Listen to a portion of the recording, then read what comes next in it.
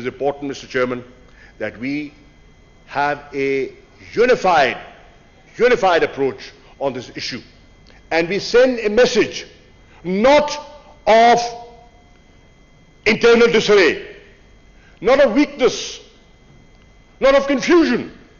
We send a message loud and clear to the international community and to our Kashmiri brethren that on the issue of self-determination, people of Pakistan stood with you, are standing with you, and we will continue to stand with you till the resolution of this issue on a promise made to by the UN according to the UN resolutions through a free, fair plebiscite under the UN auspices.